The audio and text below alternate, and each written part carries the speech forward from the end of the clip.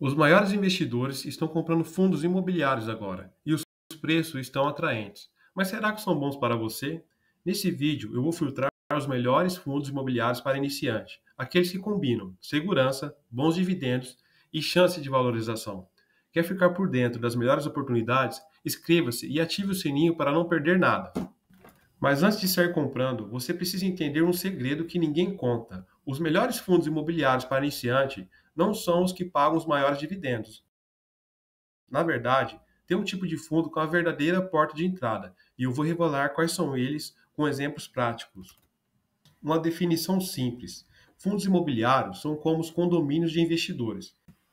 Imagina um clube de investidores, onde todo mundo junta uma grana para comprar imóveis juntos. Só que, em vez de você ter que administrar o prédio ou lidar com inquilino chato, tem uma equipe profissional que cuida de tudo para você. Você vira sócio de shoppings, galpões ou até mesmo hospitais, sem precisar ser milionário. Todo mês, seu aplicativo de investimento fica mais gordo com os aluguéis que você recebe, os famosos dividendos. E o melhor, dá para entrar nesse clube com preço muito barato. Alguns fundos custam menos de R$ 10 a cota. Você deve estar se perguntando se fundos imobiliários faz sentido para você.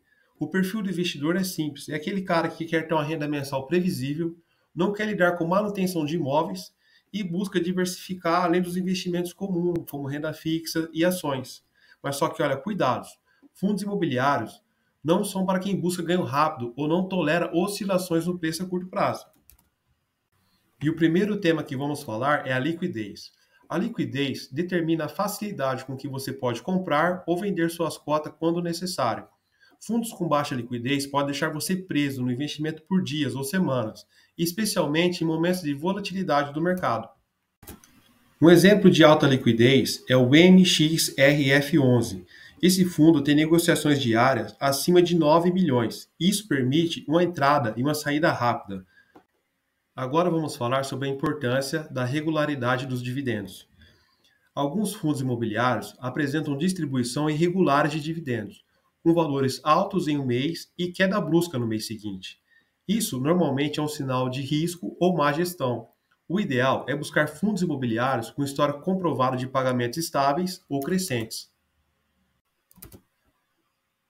Olhe pelo menos o histórico dos últimos 12 meses do fundo. Veja se esse histórico ele é contínuo ou é crescente.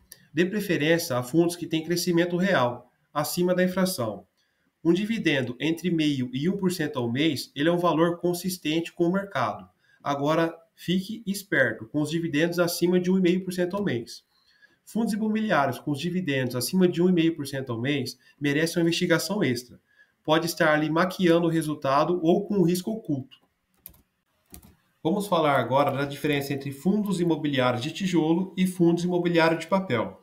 O fundo imobiliário de tijolo, ele investe diretamente em empreendimentos imobiliários comerciais, como shopping centers, galpões logísticos, escritórios corporativos, hospitais e edifícios médicos.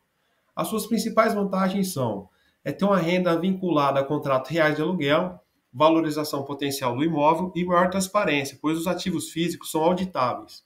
E seus principais riscos são a sensibilidade ao mercado imobiliário local e custos com manutenção e vacância. Vamos falar agora sobre os fundos imobiliários de papel. O fundo imobiliário de papel nada mais é do que um título de dívida. É você emprestar dinheiro para o setor imobiliário a troco de juros. É isso daí. O fundo de tijolo você está aplicando diretamente ao imóvel, para você receber o aluguel daquele imóvel. O título de papel você está investindo, você está emprestando dinheiro a troco de juros. É isso. Qual é a sua principal vantagem? Ele tem um fluxo de caixa mais previsível. E quais são os principais riscos? Uma dependência da saúde financeira do emissor e tem um menor potencial de valorização. Bem, agora chegou o momento de falarmos sobre a taxa de administração.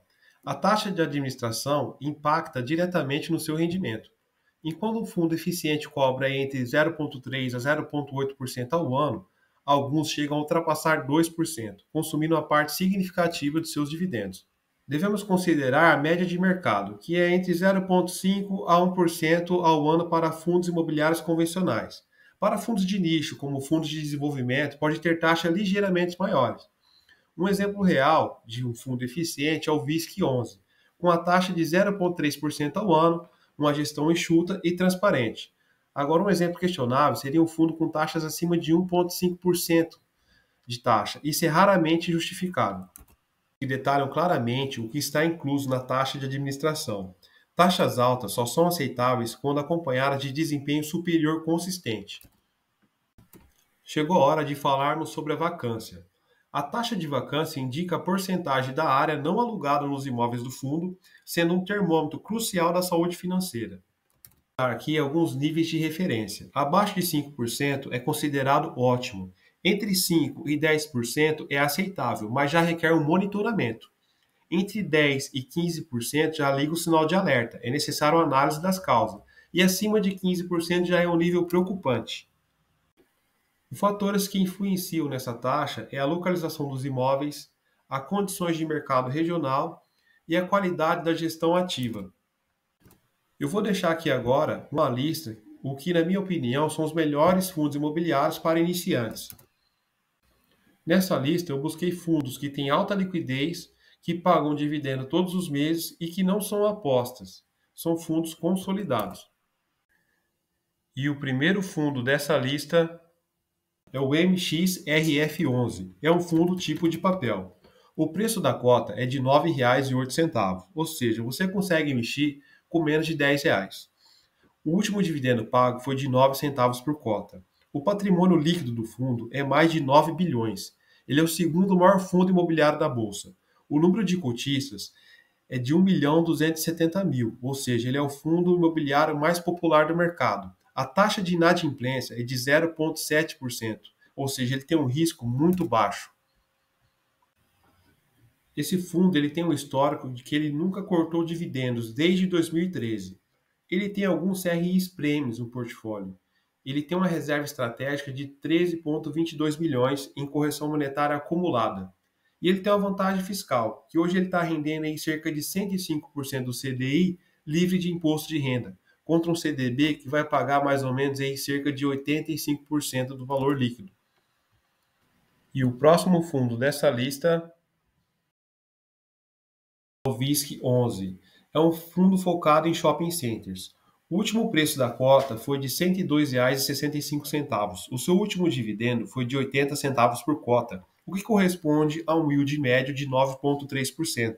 O seu patrimônio líquido é de 3,6 bilhões.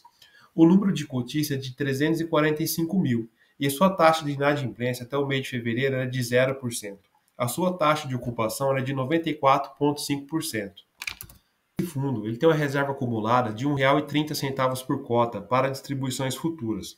A previsão é que até dezembro desse ano o fundo distribua entre 80 a 85 centavos por cota ao mês.